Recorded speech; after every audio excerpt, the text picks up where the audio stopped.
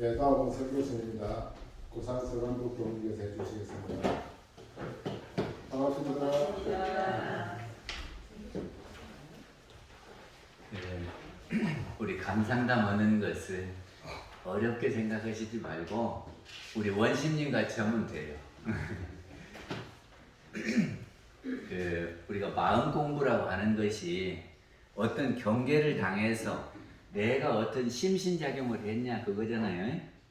그래서 그것이 잘했는가 못했는가 자기가 생각해보면 그것이 마음 공부입니다. 근데 자기 입장에서 에어컨이 있고 상대방의 입장에서 에어컨이 있잖아요. 근데 나는 내 생각만 하고 내 주장만 하면 싸우게 되잖아요. 근데 그때 상대방 입장에서 생각해보고 덥겠구나. 내가 그거를 몰랐다. 그러면 서로 감사하고 고맙겠지요. 그 경계에서 취사를 참 잘하신 것 같아요. 이렇게 자기 취사한 것을 감상담으로 발표를 해주시면 됩니다. 지금 한 장 남은 달력 앞에서 그랬는데 시간이 참 빨리 흐르지요. 그래서 봄, 여름, 가을, 겨울, 그래서 이미 이제 겨울에 접어들었어요. 그래서 이제 1년이 한 바퀴가 이렇게 도는 것 같아요. 그렇죠? 그래서 이렇게 시간이 흘러가면서 한 바퀴가 도는데 우리는 그동안에 살고 있지 않습니까? 그래서 우리가 살림살이를 하면서 사는데 이렇게 지금 시점에서 보면은 지난 1년이 내 살림살이가 조금 불었는가 아니면 내 살림살이가 좀 줄었는가 이렇게 한번 바라볼 필요가 있을 것 같아요. 어때요? 살림살이가 1년 동안 조금 부르셨습니까? 조금 줄으셨습니까?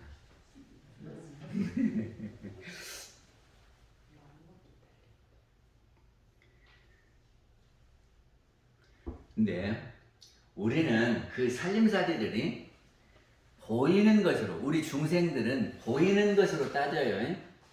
그래서 부동산이 늘었는가? 이런 거 갖고 따지는데 조금 저기가 든 사람들은 안 보이더라도 은행에 예금되어 있는 것이 있으면 내 것이지요.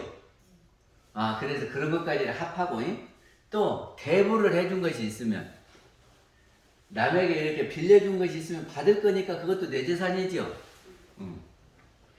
근데 부처님들은요, 안 보인 것도, 남에게 주어버린 것도 그것이 업으로 저장이 됐다가 내가 다시 받는다고 생각하니까 그것도 내 재산입니다. 우리 그렇게 생각하십니까? 우리는 지금 내 수중에 없으면 나 가난하다 그러는데 부처님들은 그렇지 않고 내 수중에 없어도 내가 남한테 베풀었던 것도 다 이렇게 저장이 됐다가 언젠가 내가 다시 받게 될 거니까 그것도 내 재산이다 이렇게 생각을 한단 말이죠. 그럼 그렇게 생각했을 때에 내 살림살이가 조금 늘었습니까? 줄었습니까?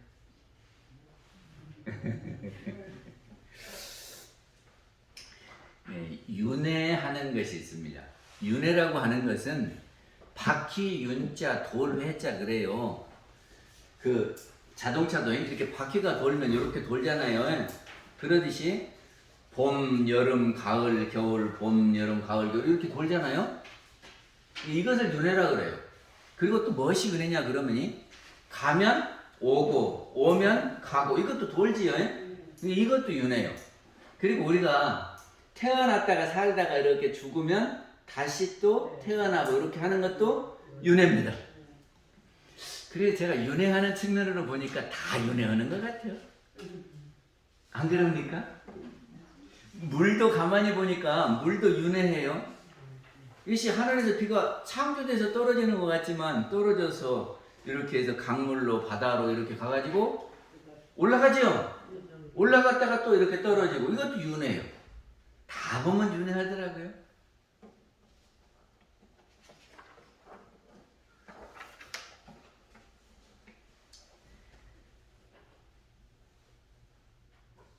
근데 우리는 이 생을 살다가 다시 가고 갔다가 다시 오고 그러지 않습니까? 그러면 우리 사는 이 생이 어쩌면 소풍 온 것 같은, 어쩌면 여행 온 것 같은 생각이 돼요. 우리가 살다가 저기도 가보고 또 오고 또 여기도 가보고 그러잖아요.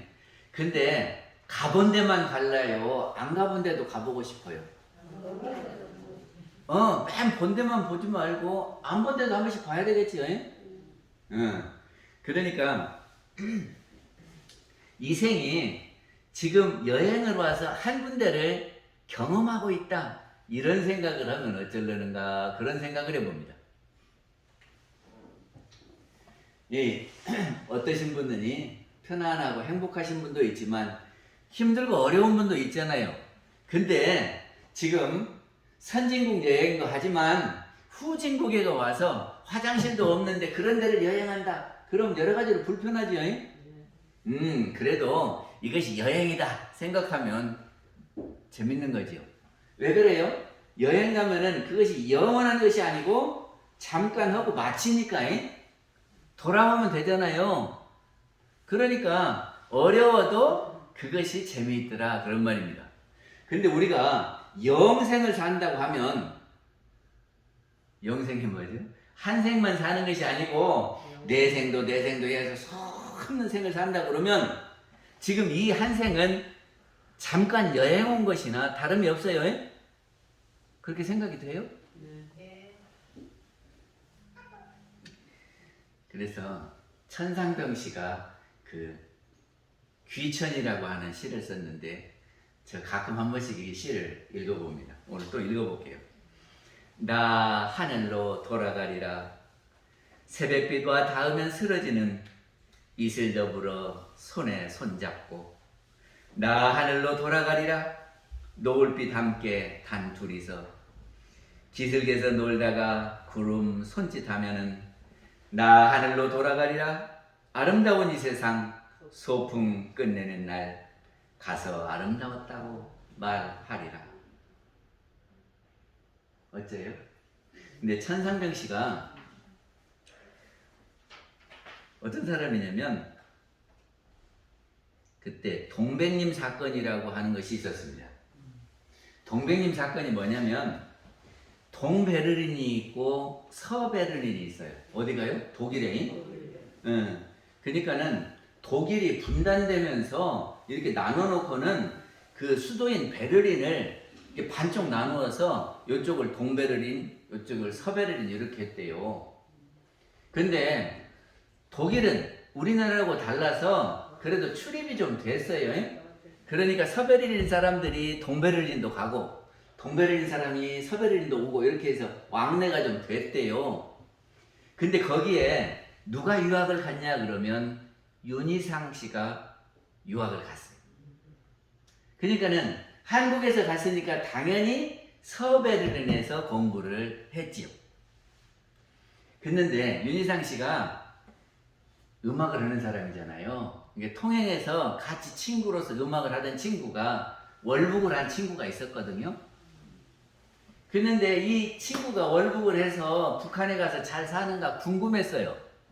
그러니까는 그 동베를린에 가면은 이북에서 유학한 사람이 있지 않겠나. 그래서 거기 가서 찾아본 거예요. 그랬더니 동베를린에 이북에서 유학 온 사람이 있었고 그 사람하고 이야기하다 보니까 북한에 있다 그러거든요. 그래서 이제 그 사람 말을 듣고 이북에 가요. 친구만.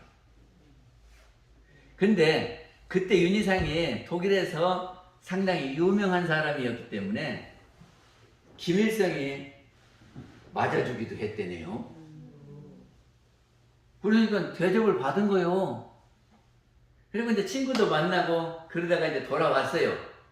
그리고 이제 또 보고 싶어서 또 가고 그래서 서너 번을 했대요. 근데 그게 그때 당시는 우리가 반공하고 멸공하고 승공하고 그런 거 했어요. 멸공통일 그런 거 안 했습니까? 그래서 공산당이 아주 없애버려야 된다고. 그런 시기였는데 윤희상이 이북을 다녀왔다 그 말이죠. 근데 외국에서 했지만 그것이 우리 정부에 포착이 안 될 리가 없어요.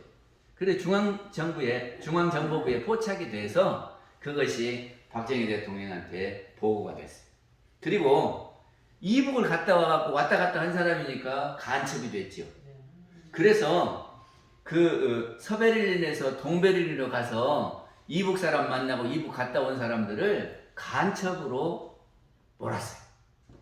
그것이 동백림 사건입니다.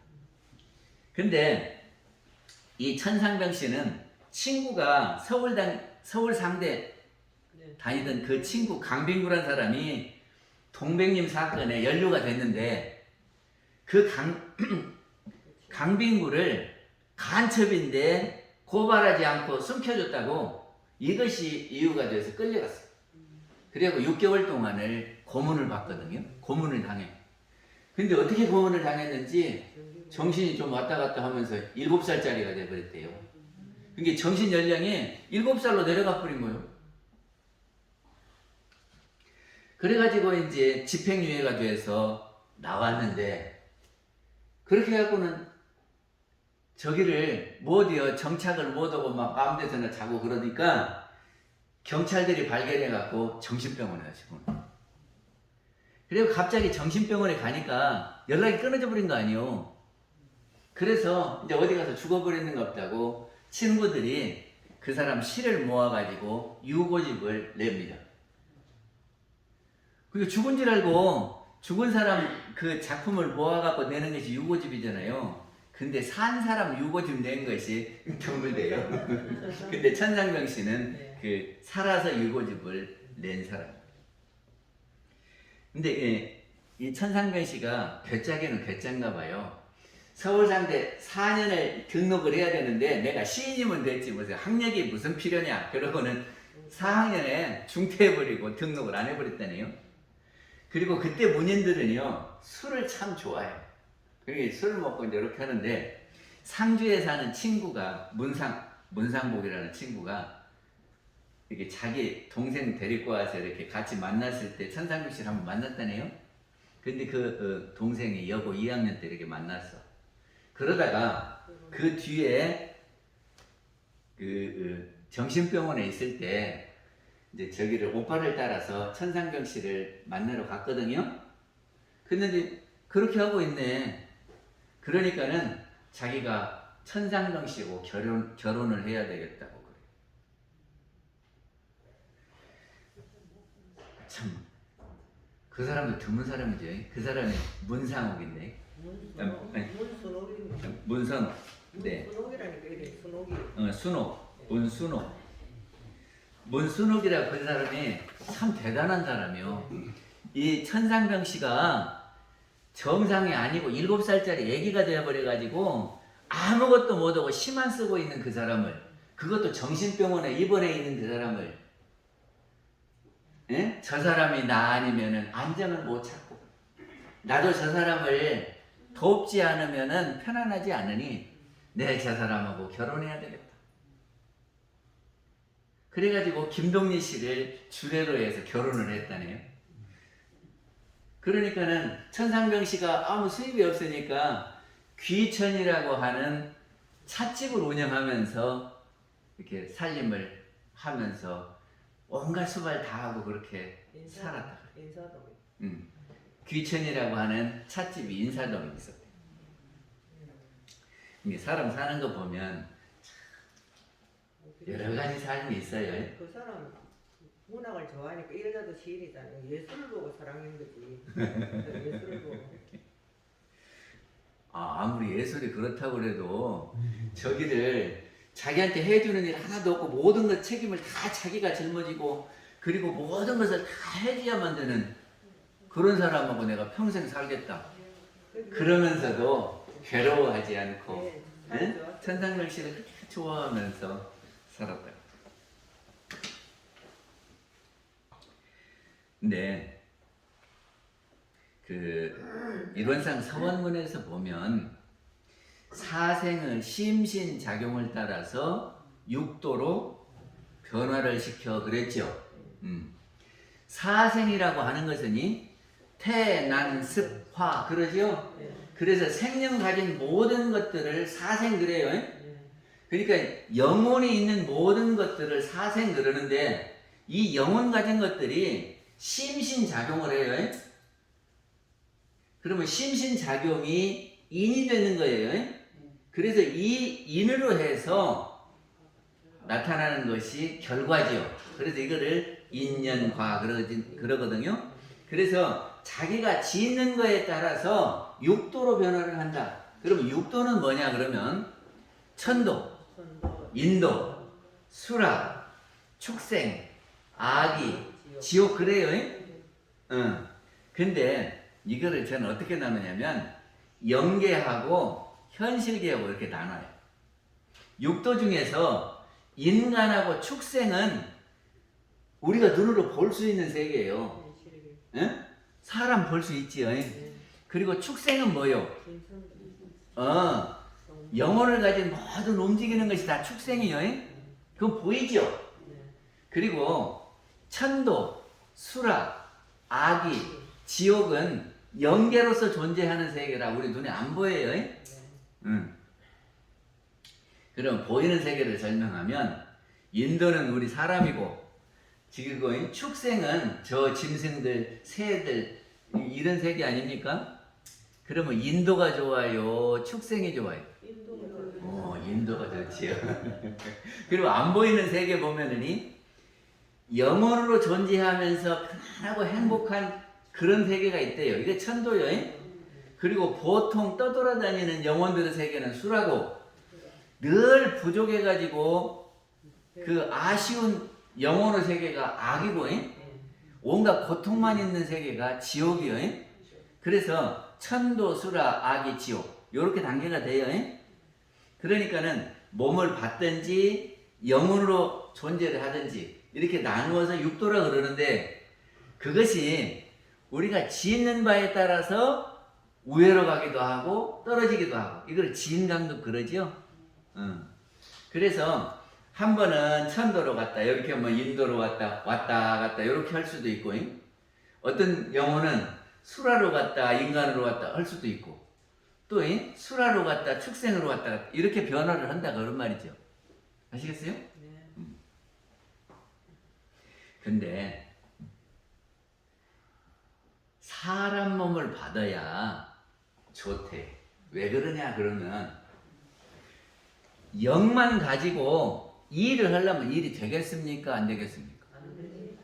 영만 가지고 남을 돕는다 그러면 제대로 도울 수가 있어요? 없어요? 몸이 없으니까 말을 해주고 싶어도 사람들이 알아듣도 못하고 뭐를 주고 싶어도 줄 수도 없어요. 어떻게 줘?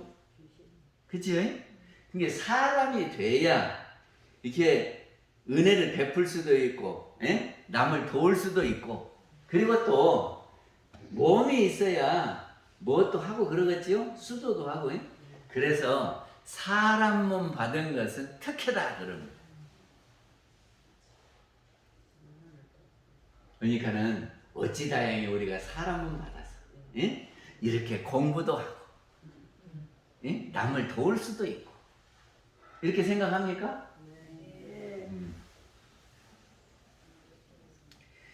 우리 사막에 보면 작업취사하는 데가 있어요. 그래서 작업이 뭐지요? 작업은 업을 만드는 거, 업을 짓는 것이 작업이에요. 무엇이 작업입니까? 안니비 설신의 육근을 작용함이 작업이에요. 이게 눈을 움직여서 뭔가 하면 그것이 작업이고 귀를 써서 무엇인가 일을 하면 그것이 작업이고 코, 입, 몸으로 마음으로 뭔가 하면 그것이 작업이다 그런 말이죠. 그래서 이 작업을 세 가지로 나누기도 해요.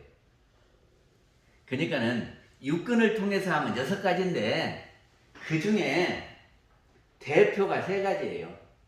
무엇이냐 그러면 몸으로 그 다음에 입으로 또 마음으로 그런단 말이죠. 그래서 우리 참회계 할 때 뭐죠? 종, 신구이, 지소생 그러죠? 모든 것이 신과 구와 의, 몸과 입과 마음으로 지었던 바라 그런 말 아닙니까?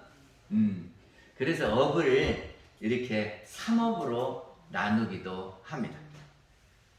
그래서 그거를 조금 더 나누면 신삼, 구사, 의삼 그 삼업을 더 나누면 몸으로 짓는 것이 세 개가 있대요. 뭘까? 살생을 하지 말면 있지요. 또 도둑질하지 말면 있지요. 간음을 하지 말면 이거는 세 가지는 몸으로 하는 거예요. 그리고 구사는 망어, 양설, 악구, 기업 그것이 우리 계문에 다 있어요. 이게 말로 해서 이렇게 남을 상처 주게 하는 것이 네 가지고 또 마음으로 하는 것은 탐심, 진심, 치심 그렇죠.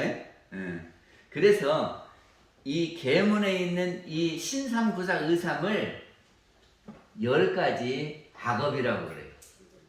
그래서 이 10가지 악업을 하지 말자 그러는 거죠. 그러면 이 10가지 악업을 안 하고 반대로 하면 이것이 십선업입니다. 그러니까 예를 들어서 살생을 할 거를 죽을 목숨 구해주고 살려주는 것은 방생이죠. 그리고 남은 물건을 훔치는 것을 반대로 하면 어려우니 도와주면 되겠죠. 이렇게 하는 것이 선업이에요. 그러니까는 선업과 악업을 짓는 것이 무엇으로 하냐 그러면 신구의로 한다 그런 거죠.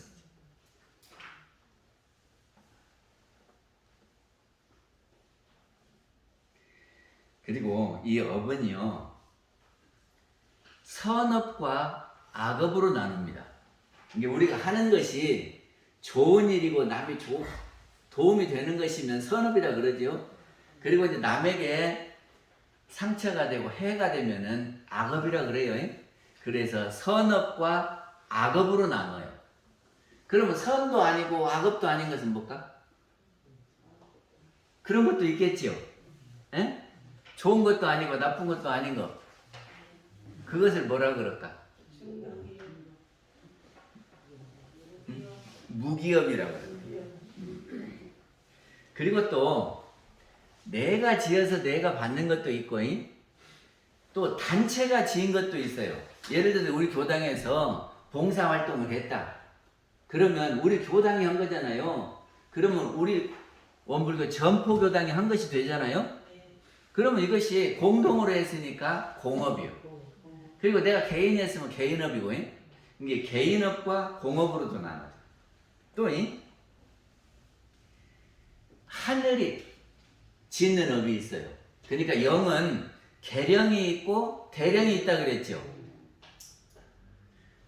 그 하늘의 영이 움직여서 짓는 업을 천업이다 그래요. 그래서 그 대령이 움직이는 것은 자연이 움직이는 겁니다. 그래서 자연의 변화는 천업이고 우리가 지어서 하는 업은 계령의 업이고 그것이 지가 지은 것은 이렇게 정해져요. 누가 이렇게 했다. 그래서 그거를 우리가 받게 된다 그 말이죠. 그래서 그거를 정업 이러는 거죠.